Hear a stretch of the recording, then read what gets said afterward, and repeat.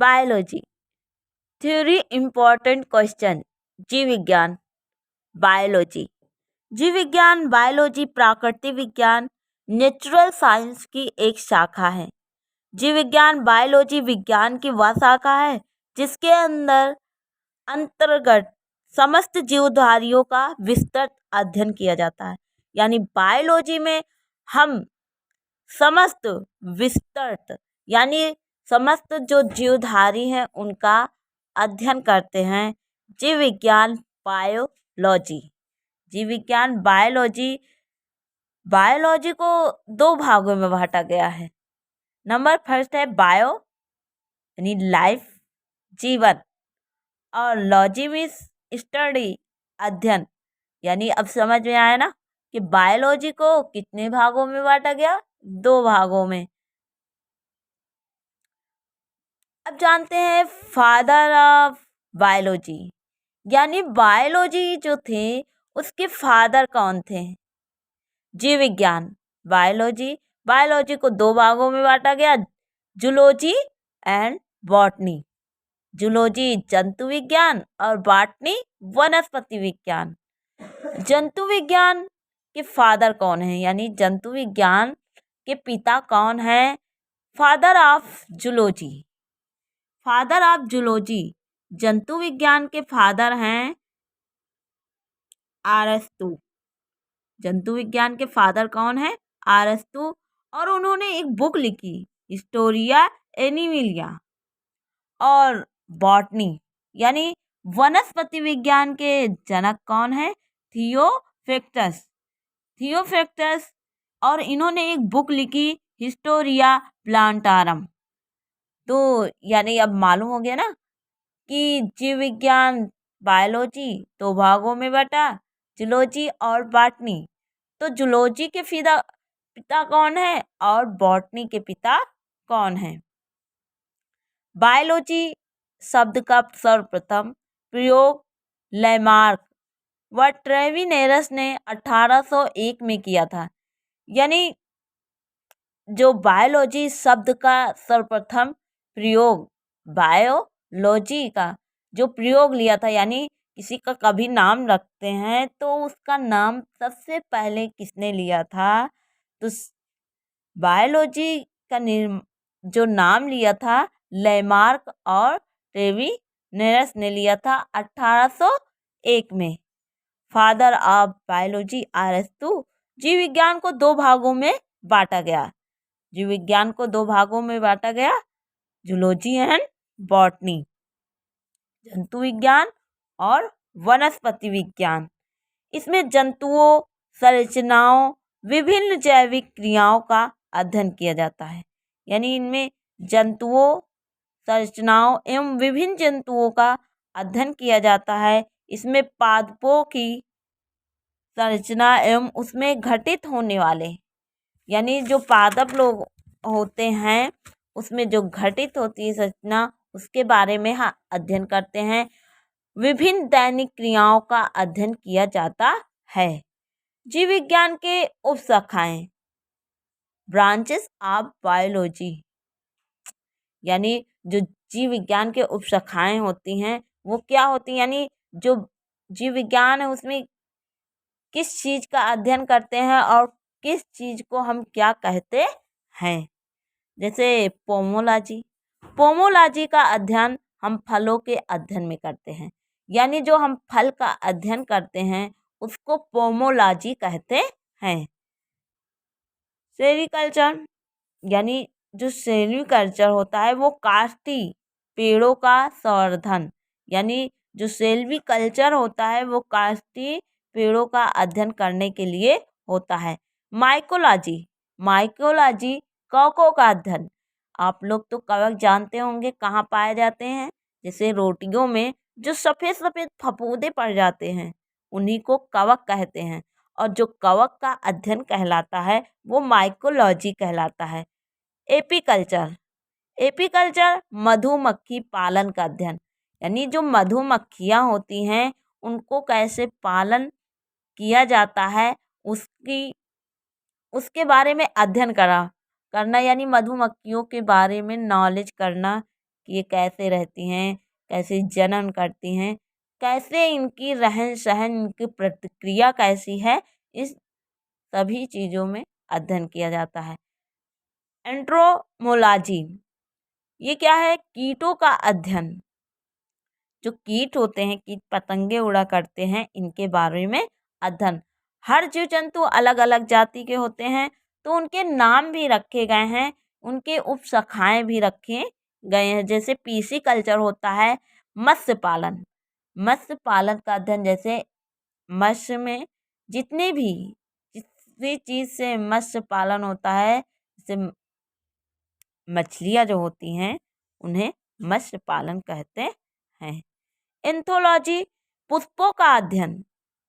Anthology में क्या होता है? पुष्पों का अध्ययन, यानी जो हमारी पृथ्वी पर अनेक प्रकार के फूल पुष्प के पौधे पाए जाते हैं, उनके बारे में अध्ययन करना, हर फूलों को अलग अलग से उनका अध्ययन करना एंथोलॉजी कहलाता है।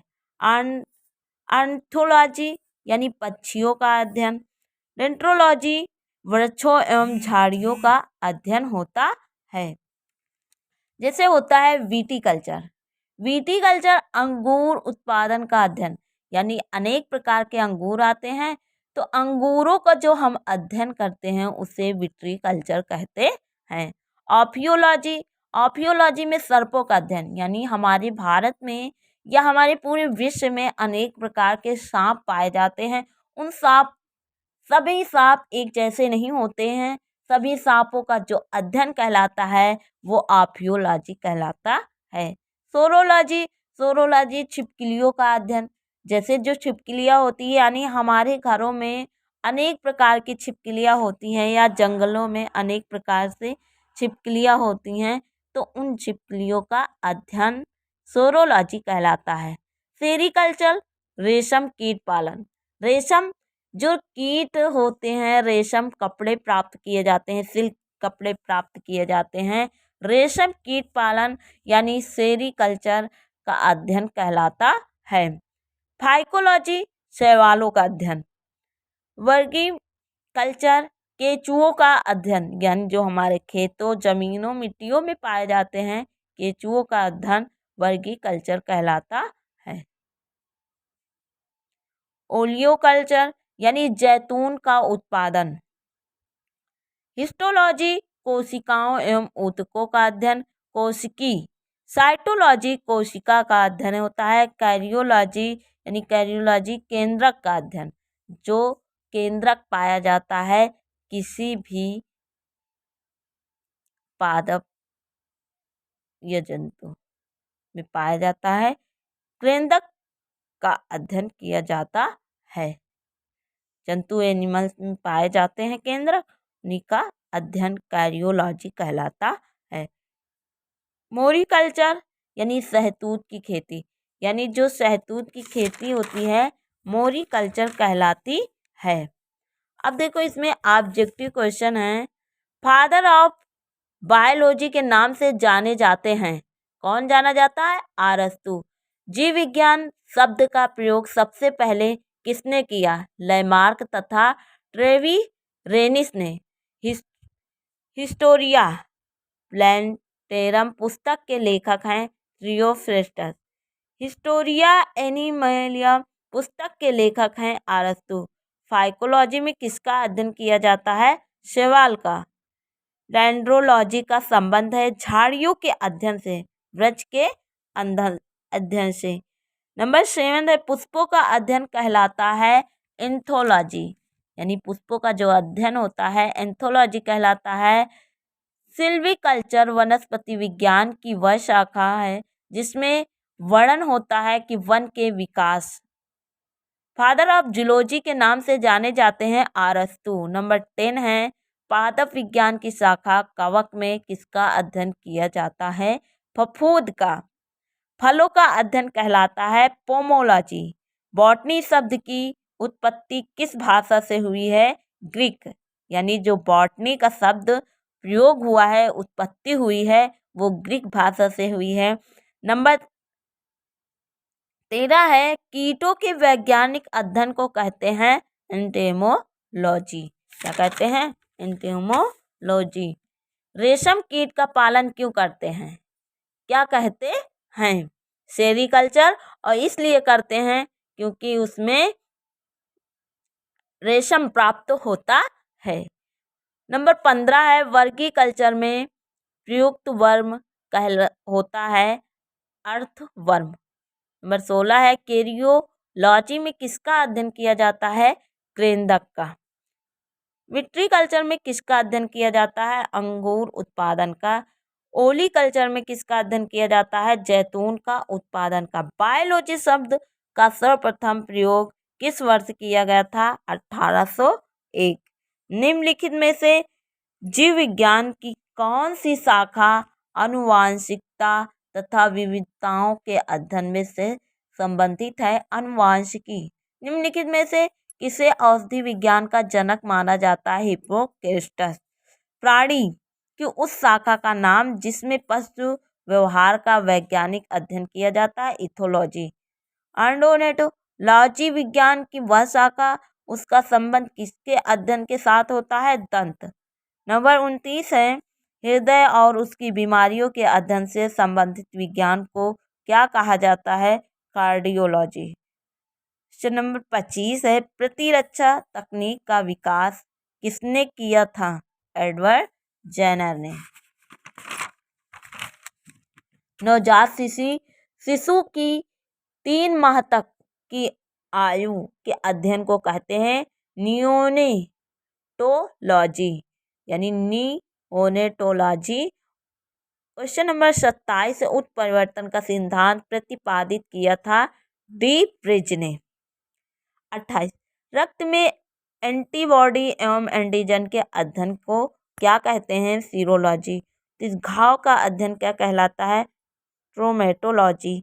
नंबर 30 है जेनेटोलॉजी किसका अध्ययन से संबंधित है? वृद्धि। यानी जो जेनेटोलॉजी है वो किसके अध्ययन से संबंधित है? वृद्धि, यानी जो इंसान वृद्ध हो जाते हैं, वृद्ध के बारे में जो अध्ययन कहते हैं उससे जेनेटोलॉजी कहते हैं। आपको वीडियो पसंद आया हो तो लाइक करिएगा, शेयर करिएगा और आप भी अच्छे से पढ़िएगा। Good bye.